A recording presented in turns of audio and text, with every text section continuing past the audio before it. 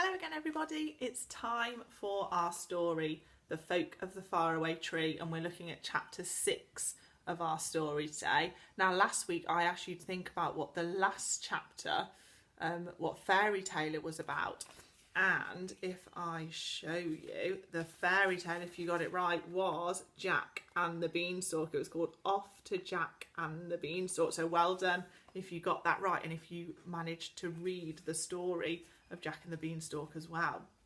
So today we're going on to chapter 6 and we're going to be doing our word definitions again today. So if you see a word above me, you're going to find out what that word means. I had some work of children showing me their definitions, which was brilliant, so hopefully I'll get that again. So chapter 6, to the land of giants.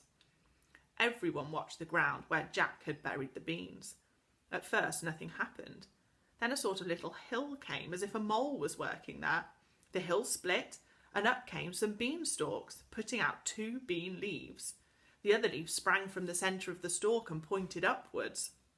Then others came, and the beanstalks grew higher and higher. Incredible, said Beth, watching them grow up and up. They don't even need a pole to climb up. Jack, is that how they grew when you first planted them years ago to climb up to Giant Land? Just the same, said Jack. Look, you can't even see the tops of them now. It's amazing how they spring up, isn't it? Look how thick and strong the stems have grown too. So they had. They were like the trunks of young trees. Have they reached Giant Land yet? Asked Moonface, squinting up.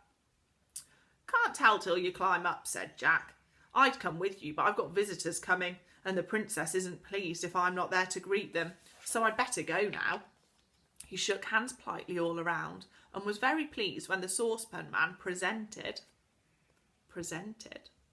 him with an extra large kettle in return for his kindness. Beth was glad to see him taking the kettle. Up the beanstalk they all went. It was not at all difficult, for there was plenty of strong leaf stalks to tread on and to haul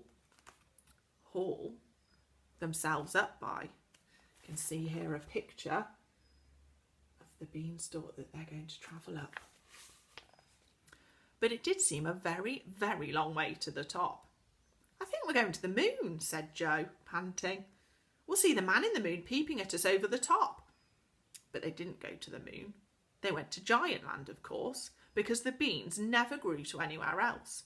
The topmost shoots waved over Giant Land, and the children and the others rolled off them and lay panting on the ground to rest. Phew!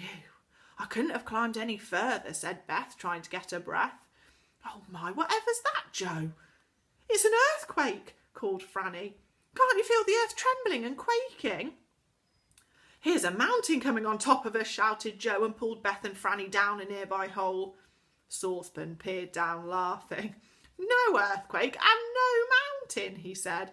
Just an ordinary giant coming along whose footsteps shake the ground. The noise and the earthquake grew worse and then passed. The giant had gone by. Everyone breathed again and crept out of the hole. I suppose that's a rabbit hole we were in, where giant rabbits live, said Beth. No, a wormhole where giant worms live, said Moonface. I saw one down at the bottom, like an enormous snake. Oh dear, I won't go down a hole like that again, said Franny. But she did, when another earthquake and walking mountain appeared. It was another giant, tall as the sky, his great feet shaking the earth below. Come on, said Moonface, when the second giant had gone safely by. We must hurry, and for goodness sake, get out of the way if another giant comes by, because we don't want to be squashed like raisins under his feet. The third giant stopped when he came near them. He bent down, and the children saw that he wore glasses on his enormous nose. They looked as large as shop windows. Ha! What are these little creatures, said the giant, in a voice that boomed like a thunderstorm. Beetles, I should think, or ants. Most extraordinary. I've never seen anything like them before. There was no hole to slip down. The children saw that the giant was trying to pick one of them up. An enormous hand with fingers as thick as young tree trunks came down near them. Everyone was too scared to move, and there was nowhere to hide, except for a large dandelion growing as tall as a tree nearby. But Saucepan had a great idea. He undid his biggest saucepan and clapped it on top of the giant's thumb. It fitted exactly and stuck there. The giant gave a loud cry of surprise and lifted up his hand. He stood up to see this funny thing that had suddenly appeared on his thumb, and Saucepan yelled to everyone, "To the dandelion, quick, hurry!" They rushed to the tall dandelion plant. One of the heads floated high above them, a beautiful ripe dandelion clock, full of seeds ready to fly off into the wind. Saucepan shook the stalk violently and some of the seeds flew off, floating in the air on their parachute of hairs. "Catch the stalks of the seeds, catch them, and the wind will let you float away," yelled Saucepan. "The giant won't guess we're flying off with the dandelion seeds." So each of them caught hold of a dandelion seed. Franny got 2. She held on tightly. Then the wind blew and the Plumie seeds floated high in the air, taking everyone with them.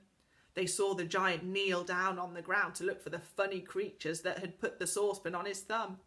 But then they were off and away, floating high in the breeze. Keep together, called Moonface, grabbing Silky's hand. "We don't want to be blown apart all over Giant Land. We never meet again. Hold hands when you get near." Franny was nearly lost because she had hold of 2 seeds instead of 1 and was blown higher than the others. But Joe managed to grab her feet and pulled her down beside him. He made her leave to go on one of her dandelion seeds and took hold of her hand firmly. Now they were all linking hands in pairs and kept together well. They floated high over Giant Land, marvelling at the enormous castles there, the great gardens and tall trees. "Even the faraway tree would look small here," said Beth. "Look, there's the boundary."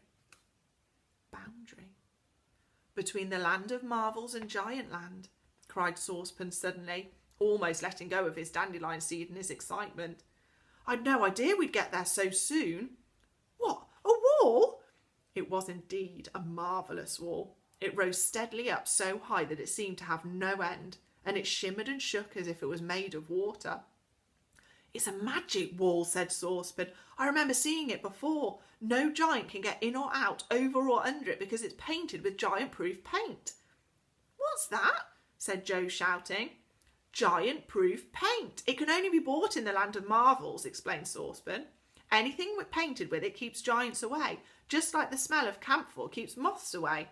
It's marvellous. No giant can come close to anything painted with that silvery magic paint. I only wish I had some." "Well, how are we going to get over or under this wall?" said Moonface as they floated near. "It may be giant-proof, but it looks as if it's us-proof too." "Oh no, we could just go right through it," said Silky. "You'll see that as soon as we get right up to it, it won't be there. It's only giant-proof." That sounded impossible, but Silky's words were quite true. When they reached the wall, it gave one last shimmer and was gone. The children floated right down into the land of marvels where everything was the right size. It was a great relief to see things properly again and not to have to crane your neck to see if it was flower was a daisy or a pimpernel. They floated to the ground, let go of their dandelion seeds, which gradually became the right size. Once they were away from Giant Land, they looked around them. "There's the ladder without a top," said Silky, pointing. "No one has ever climbed beyond the 3000th rung because they get so tired. And there's the tree that sings. It's singing now." So it was. A whispery, beautiful song, all about the sun and the wind and the rain.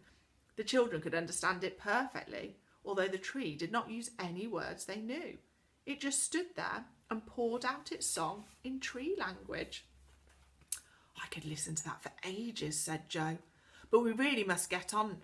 Now we must all hunt for Connie. Let's shout for her, shall we? Now all together shout." They all shouted, "Connie! Connie!" An old woman nearby looked angrily at them. "Be quiet," she said. "Making such a noise. I've a good mind to change you all into a thunderstorm. Then you can make as much noise as you like. It's bad enough to have one child here making a fuss and yelling and screaming without having a whole crowd." "Oh, have you seen a child here?" said Joe at once. "Where is she? Please, we're looking for her." "She went up that ladder that has no top," said the woman, "and she hasn't come down. I hope she stays up there forever. Oh, bother, Connie. Oh, bother, Connie, groaned Joe. Now we'll have to do a bit more climbing and see how far up the ladder she's gone. Come on. So off they all went to the shining ladder that stretched from the ground up and up and up. No top could be seen. I'll go, said Moonface. I'm not tired, and all of you are. I'll bring Connie down.